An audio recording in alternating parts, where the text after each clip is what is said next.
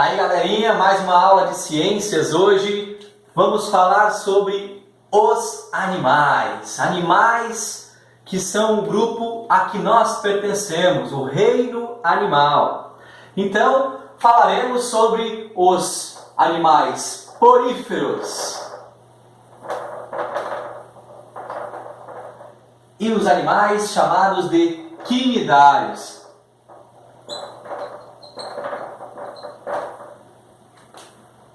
Que animais são esses do nosso dia a dia? Como que a gente vai falar sobre esses animais, né? Os poríferos são as conhecidas esponjas marinhas. Lembra do Bob Esponja?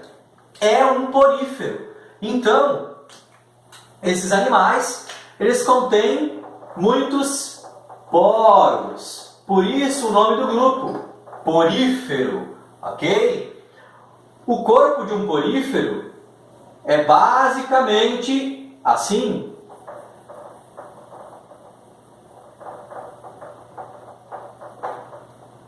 Uma cavidade, né, aberta, vamos supor aqui a parte de fixação. Nós temos os poros, o átrio aqui na parte interna e a saída aqui em cima, chamada de ósculo. Esse animal, ele faz o processo de filtração, né? Maioria presente nos oceanos, ele faz o processo de filtração da água. Como é que acontece o processo de circulação da água? Ele está debaixo da água, né? E ele faz com que a água entre pelos poros, passe pela região do átrio e saia pelo ósculo. Esta é a circulação da água em um porífero.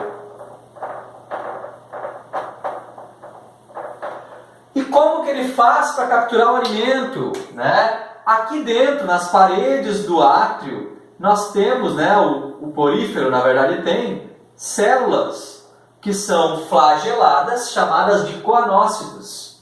Então, os coanócitos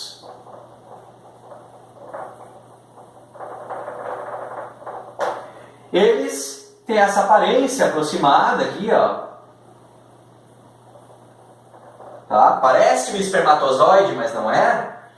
E esse flagelo na parede interna, ele bate o flagelo e o flagelo cria uma corrente de água nesse sentido. A água entra pelo poro, as partículas que estão aqui são capturadas pelo flagelo do coanócito e a água continua o seu caminho até o ósculo. Então a corrente sempre faz esse processo.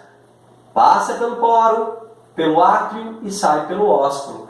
No átrio há a captura do alimento, das partículas orgânicas. Por isso que eles são chamados de filtradores.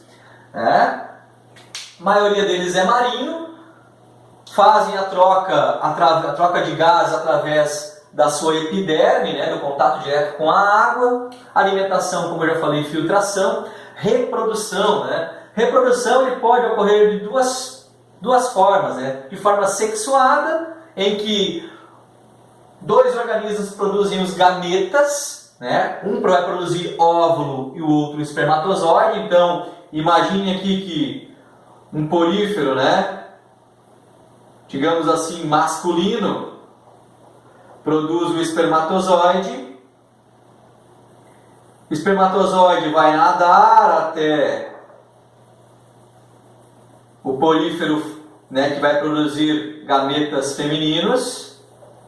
O espermatozoide nada até aqui, fecunda o óvulo vira uma larva, né, o zigoto vira uma larva, que ela consegue nadar livremente e vai se fixar em outro ambiente, ou do lado, ali próximo àquela região, se fixa num substrato, formando um novo porífero. E ele vai crescendo até se tornar um adulto de novo.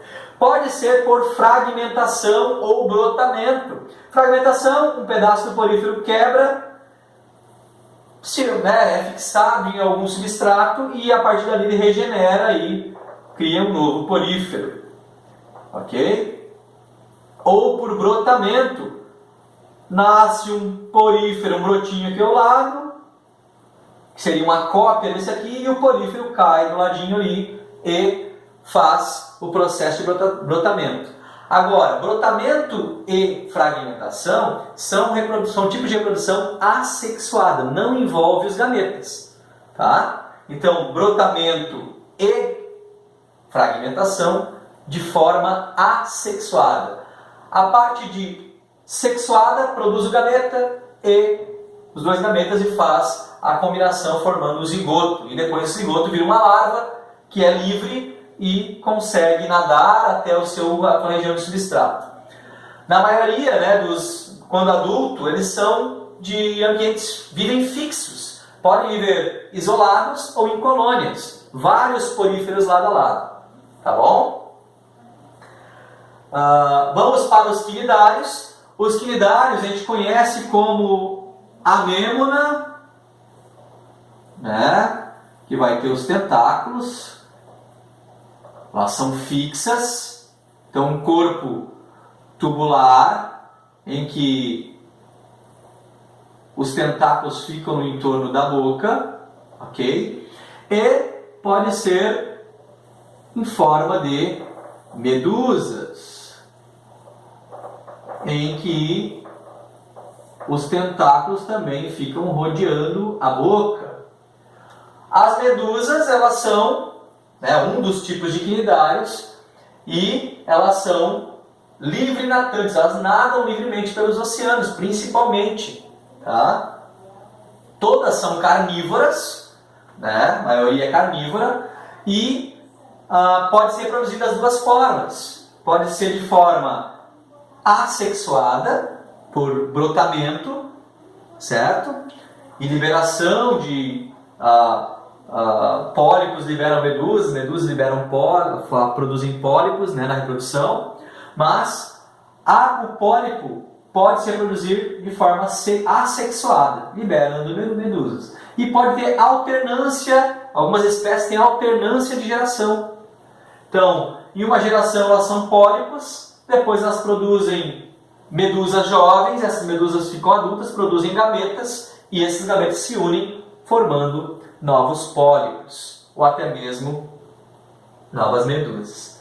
Tá? Por que quinidários? Elas possuem células urticantes, né, que produzem substâncias urticantes, chamadas de quinidócitos. Tá? Esses quinidócitos produzem substância urticante que serve para a captura do alimento. Elas paralisam a presa enquanto essa presa é levada até a boca do animal. Tá? Detalhe, as medusas, que são conhecidas como águas-vivas, né, elas podem causar acidentes com os seres humanos. A gente vai no mar, acaba entrando em contato com esses animais, né, e temos queimaduras sobre a pele, temos queimaduras. Então, esses quinidócitos, né, que estão no tecido da epiderme do animal, eles estão sempre na parte dos tentáculos. Na parte superior eles não têm quinidócito. Tá?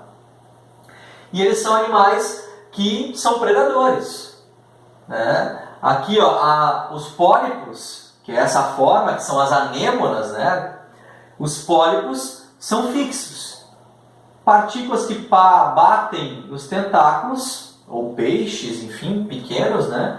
Eles liberam, os quinidócitos liberam os nematocistos, né? Que são os filamentos urticantes, e isso acaba paralisando a presa e o animal captura e leva até a boca. Aqui dentro da cavidade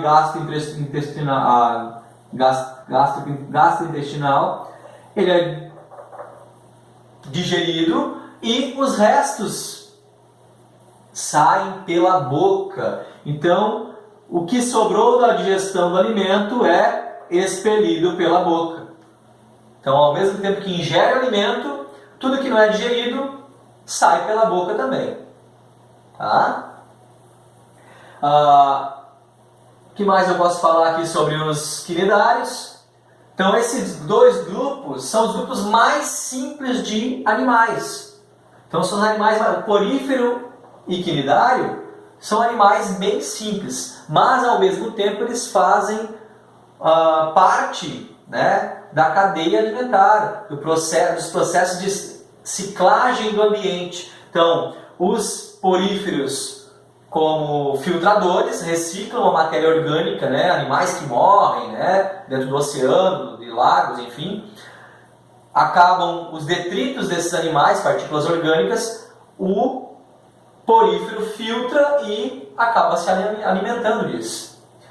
Os quinidários, por sua vez, eles são predadores, na sua grande maioria, e carnívoros, portanto.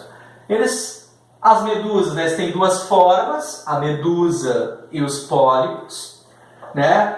As medusas, elas são livre-natantes, né? Ou seja, elas nadam livremente, conseguem se deslocar de forma ativa, se deslocando. Seus tentáculos, assim como o das anêmonas, no caso dos pólipos, eles são urticantes para a maioria dos animais, né, para suas presas, e esses tentáculos servem para paralisar a presa e capturar o alimento, então, através dos quinidócitos que liberam nematocistos, um filamento com substância urticante. Tá?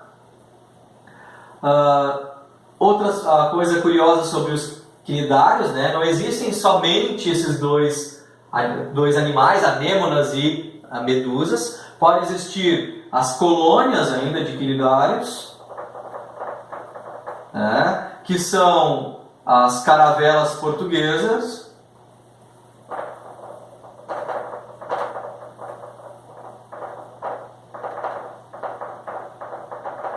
As caravelas portuguesas, os corais também são quinidários, e esses aqui, principalmente, eles têm uma grande importância ecológica, porque no ambiente onde ocorrem os corais, eles são extremamente importantes para a fauna e a flora, né, marinha. Então, há uma grande biodiversidade nesta região onde existem os corais.